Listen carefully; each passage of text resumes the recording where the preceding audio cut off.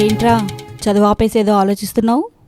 అమ్మా, ఎలాగైతే శ్రీరాముల వారికి శాంతం ఎక్కువో, ఎలాగైతే కృష్ణయ్య తండ్రికి ప్రేమ ఎక్కువో, ఎలాగైతే నరసింహస్వామికి కోపం ఎక్కువో, అలా అమాయకత్వం గల దేవుడెవరైనా ఉన్నారా అమ్మా?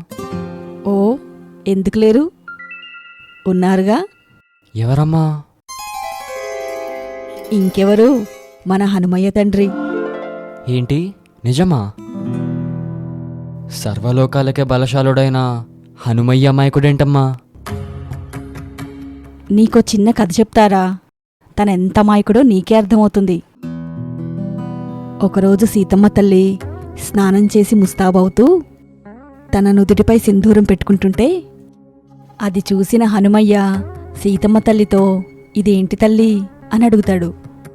అందుకు సీతమ్మ తల్లి చిరునవ్వుతో, ఇది సింధూరం నాయనా, దీని నుదుటిపై ధరిస్తే నా స్వామి ఆయుష్ పెరుగుతుంది అని హనుమయ్యతో చెప్తుంది.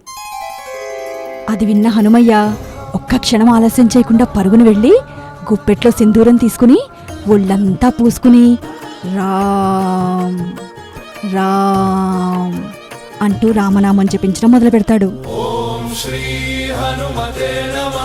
అప్పుడే అక్కడికి చేరుకున్న రాముల వారు అలా సింధూరం పూసుకున్న హనుమయ్యను చూసి, ఏంటయ్యా హనుమా, ఒళ్ళంతా సింధూరమేంటి అని అడిగితే, నా తల్లి సీతమ్మ కొంచెం సింధూరం నుదుటిపై పెట్టుకుంటేనే మీ ఆయుష్ పెరుగుతుందంటే, నేనిలా ఒళ్ళంతా సింధూరం పూసుకుంటే మీ ఆయుష్ ఇంకెంత పెరుగుతుందో గదా ప్రభు అని అమాయకంగా జవాబిస్తాడు.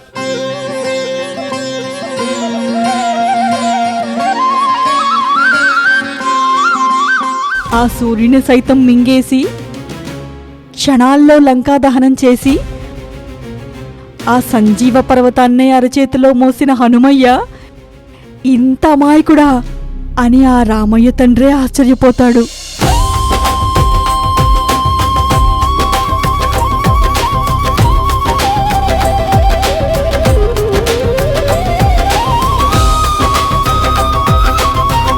మేం చేస్తున్న గోసేవలో మీరు భాగస్వాములవ్వండి. గోరక్ష జగద్రక్ష.